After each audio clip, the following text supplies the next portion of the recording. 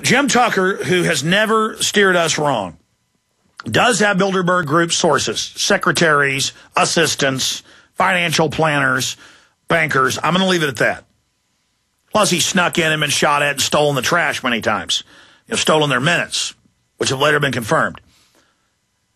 He says they are almost completely unanimous greenlighting Iran attack. That doesn't mean it's going to happen, but they need the political diversion. He also says it is a rout. They are panicking. A lot of them didn't attend.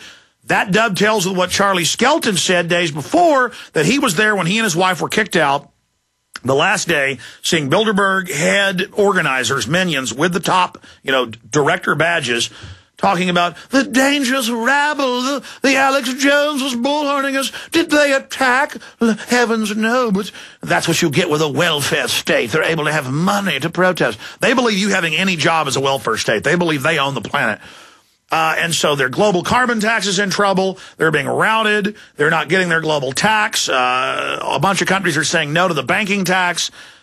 But they are stealing tens of trillions and destroying our economy. So they're crushing us. They're still winning, but at least we're not in a coma, sucking our thumb, dreaming about angels, while the New World Order's sucking at our carotid arteries with our blood spraying all over their face. They're not having an orgy in our blood. We're at least waking up and trying to pull the succubus vampire off of our neck. Charlie-Skelton, London Guardian reporter, thank you for joining us, sir.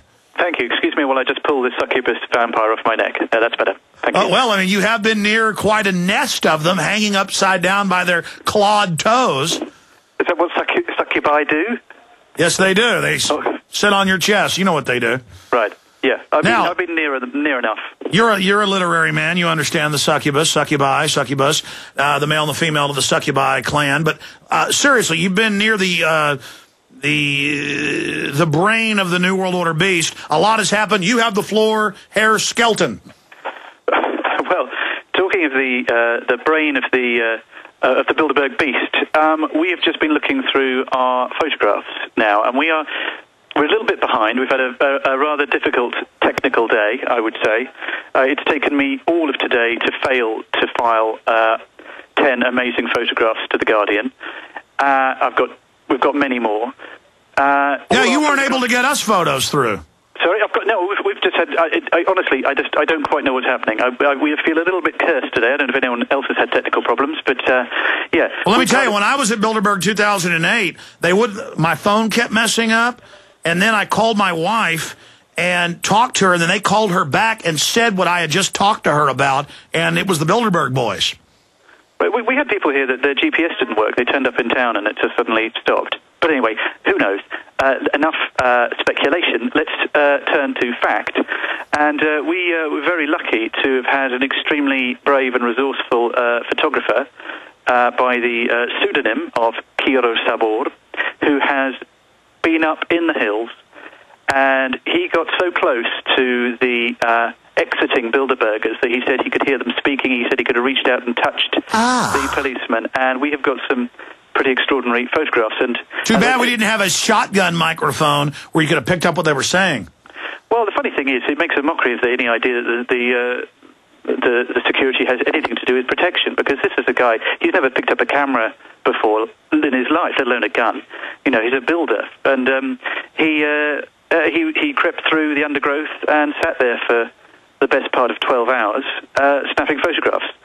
So, it's not about protecting them from in inverted commas, terrorists or some kind of terrifying threat of rabble. It's about keeping the press away and the people ignorant. But you know that. And, so we've just been looking at our photographs, just literally turned to a photograph just now, and there in the shadows, after a little bit, we tweaked a little bit the bit of the photograph, and we saw a rather interesting fellow there, which I'll tell you about later, but I can tell you some of the names I can confirm. No, tell me now. So you got Bernanke, and they're lying and saying he wasn't there. We haven't got him, but we have got, we've got the nastiest man alive, perhaps. We've got Mr. Kissinger. Oh, my gosh. Now, were you... By the way, he's a war criminal in Spain, so brave lad to have come here and braved the possibility. Oh, that's right. He's been indicted as a war criminal, and Herr Kissinger scurried in. Yeah, there's been a lot of speculation that he wouldn't show because, why would you come to a country that has an arrest warrant out for you for war crimes? Which I think is the case. I say that. I think I've been told that's the case. That's something.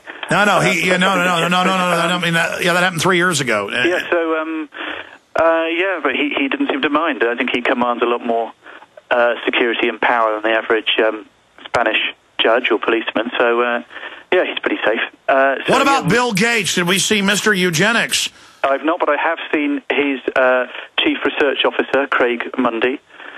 We've got some lovely photographs of Craig. So the Microsoft were there in force this year.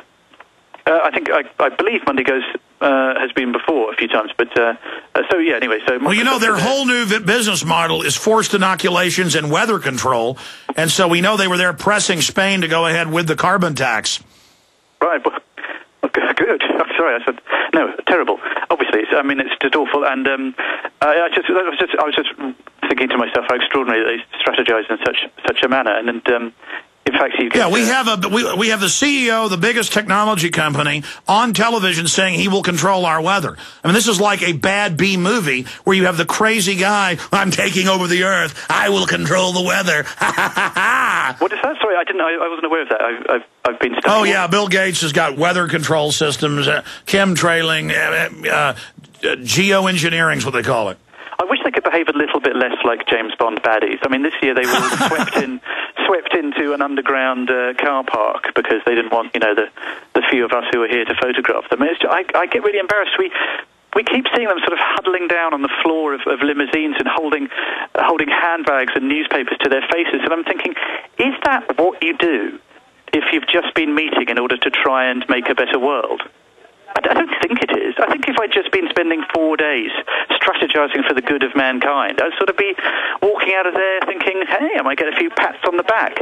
But, they crawl out and they slide out. And it's do you know what? My overarching emotion of this particular Bilderberg, last was probably fear. This has been absolute embarrassment. And I just find the whole thing poignant. From the point of view of I just look at them and I go, really, come on. That is not really how you behave as an adult.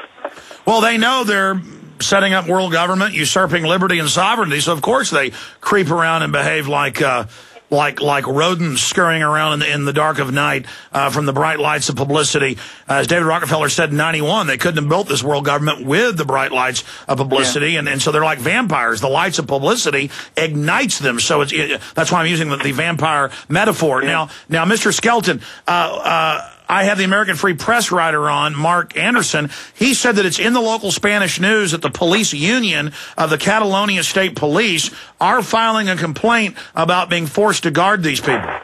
Oh, yeah, and I reported in my last report that the head of the local police here in Sitges, I don't know if I've told you this, my brain is a little bit muddied after 4 days of madness, but they arrested a couple of guys on the hill. They took them into the police station, and the chief of police stood there and said, we admire you. We admire what you're doing. I don't like the guys up there. And, I think there's not a lot of sympathy, actually, from the average Spaniard, and I include the police in that. Interestingly, I had breakfast with one of the chauffeurs today. We were heading out to have breakfast at the hotel, but it was still locked. But one of the chauffeurs pulled up alongside me, and I said, "Oh, look, I was going to go out for breakfast." And he said, "Oh, look, we're going to go over there." So I went and bought him a cup of coffee, and we chatted. I didn't actually tell him I was a reporter, but we got talking, and he gave me a couple of interesting things. There's a name off the list that isn't on the name he identified as someone that isn't on either of the two slightly varying lists of delegates, which some powerful Spanish lady called Donna Esperanza something or other. And he also told us, more interestingly, that he'd been speaking to the police, and he said this with great conviction, but obviously this is third hand from a chauffeur, so take it with however many grains of salt as you want. But he said that the cost of the security alone for the conference was 10 million euros. Now, I don't know if that's the case. It sounds it was 900 and something million with the G20 last year here in the U.S.